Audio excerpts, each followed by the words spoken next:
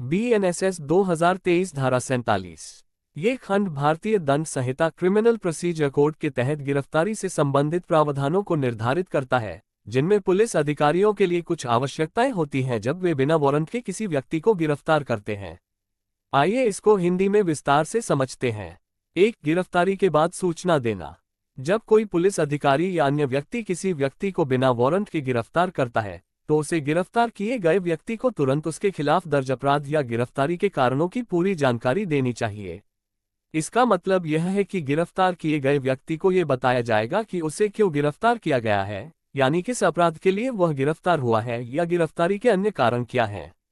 ये कानून गिरफ्तारी के दौरान व्यक्ति के अधिकारों की सुरक्षा करने के लिए है, ताकि उसे यह समझ में आए कि गिरफ्तारी किस आधार पर की गई है। 2. जमानत का अधिकार।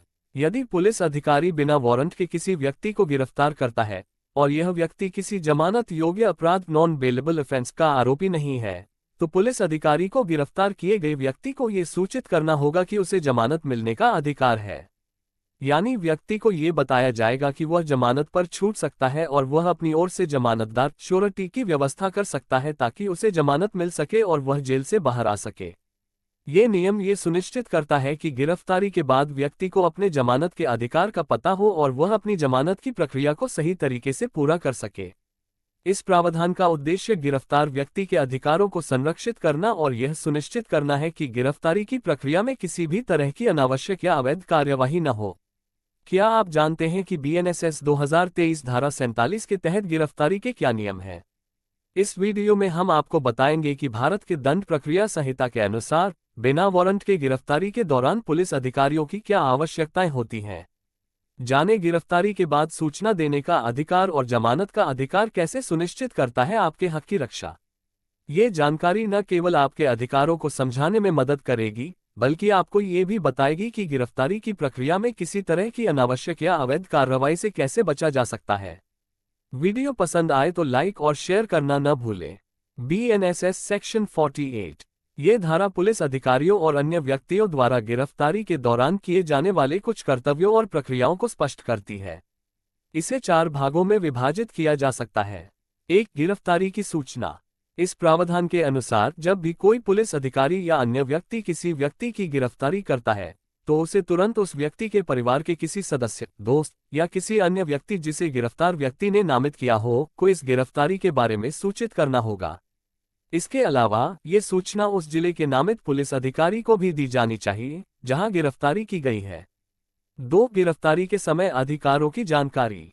पुलिस अधिकारी को गिरफ्तार व्यक्ति को उसकी गिरफ्तारी के बाद पुलिस स्टेशन लाने पर उसकी गिरफ्तारी के संबंध में उसके अधिकारों की जानकारी देनी चाहिए। ये सूचना उसे गिरफ्तारी के समय दी जानी चाहिए ताकि वह अपने अधिकारों के बारे में जान सके। 3. सूचना का रिकॉर्ड। गिरफ्तारी की सूचना देने के बाद यह जरूरी है कि पुलिस स्टेशन में एक रिकॉर्ड रखा जाए जिसमें यह विवरण हो कि गिरफ्तार व्यक्ति के गिरफ्तारी की सूचना किसे दी गई है। ये रिकॉर्ड एक विशेष पुस्तक में रखा जाएगा जिसकी प्रारूप राज्य सरकार द्वारा निर्धारित की जाएगी। 4. मजिस्ट्रेट की जिम्मेदारी। गिरफ्तारी के बाद जब गिरफ्तार व्यक्ति को मजिस्ट्रेट के सामने पेश किया जाता है, तो यह उसकी जिम्मेदारी होती है कि वह ये सुनिश्चित करे कि उपरोक्त 2 प्रावधानों धारा 2 और धारा 3 का पालन हुआ है या नहीं। यानी गिरफ्तारी के दौरान गिरफ्तार व्यक्ति को उसके अधिकारों की जानकारी दी गई है और सूचना संबंधित व्यक्तियों को दी गई है। ये प्रावधान ये सुनिश्चित करता है कि गिरफ्तारी के दौरान गिरफ्तारी किए गए व्यक्ति के अधिकारों का उल्लंघन न हो और उसे उचित सूचना मिले। आर्टिकल 22। ये संविधान का एक महत्वपूर्ण प्रावधान है जो गिरफ्तारी और निरोध डिटेंशन के दौरान किसी भी व्यक्ति के अधिकारों की सुरक्षा करता है। ये प्रावधान मुख्य रूप से अनुच्छेद 22 के तहत आता है जो भारत के संविधान में व्यक्तियों के अधिकारों की रक्षा है। BNSS section 57। ये वाक्य भारतीय दंड संहिता IPC के तहत गिरफ्तारी से संबंधित प्रावधानों से जुड़ा है। इसका हिंदी में पूरा व्याख्यान इस प्रकार है। जब कोई पुलिस अधिकारी बिना वारंट के किसी व्यक्ति को गिरफ्तार करता है, तो उसे कुछ विशेष नियमों का पालन करना होता है। गिरफ्तारी के बाद बिना अनावश्यक देरी के का मतलब है कि पुलिस अधिकारी को गिरफ्तार किए गए व्यक्ति को जल्द से जल्द न्यायिक प्रक्रिया के तहत उचित स्थान पर पेश करना होगा। ये प्रावधान ये सुनिश्चित करता है कि गिरफ्तारी के बाद आरोपी को तुरंत एक न्यायिक अधिकारी के पास भेजा जाए। न्यायिक अधिकारी से तात्पर्य उस मजिस्ट्रेट से है जिसे उस मामले में अधिकार जुरिस्डिक्शन है। मजिस्ट्रेट के पास भेजने का उद्देश्य ये होता है कि आरोपी को उचित कानूनी प्रक्रिया का पालन सुनिश्चित किया जा सके। यदि मजिस्ट्रेट के पास ले जाने में कोई कठिनाई हो तो पुलिस अधिकारी को उस थाना प्रमुख, officer in charge of a police station के पास भी आरोपी को भेजने का अधिकार होता है।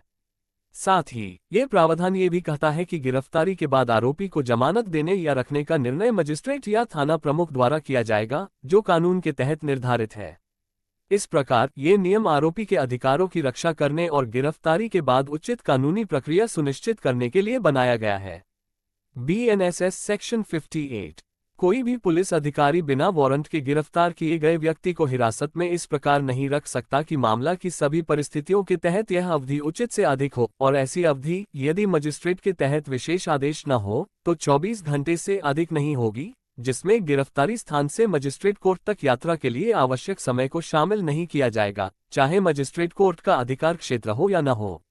BNSS section 38। जब किसी व्यक्ति को गिरफ्तार किया जाता है और पुलिस द्वारा पूछताछ की जाती है तो उसे पूछताछ के दौरान अपनी पसंद के वकील से मिलने का अधिकार होगा, हालांकि यह अधिकार पूरी पूछताछ के दौरान नहीं होगा। BNNS section 341। एक, जहां किसी मुकदमे या अपील में आरोपी का प्रतिनिधित्व किसी वकील द्वारा नहीं किया जा रहा है और जहां अदालत को ये प्रतीत होता है कि आरोपी के पास वकील नियुक्त करने के लिए पर्याप्त संसाधन नहीं है, वहां अदालत राज्य के खर्चे पर उसकी रक्षा के लिए एक वकील नियुक्त करेगी। 2, उच्च न्यायालय राज्य सरकार की पूर्व अनुमति से नियम बना सकता है जो कि निम्नलिखित के लिए हो। और उपधारा 1 के तहत रक्षा के लिए वकीलों का चयन करने का तरीका। B, ऐसे वकीलों को अदालतों द्वारा दी जाने वाली सुविधाएं। C, सरकार द्वारा ऐसे वकीलों को दिए जाने वाले शुल्क और सामान्यतः उपधारा 1 के उद्देश्य की पूर्ति के लिए।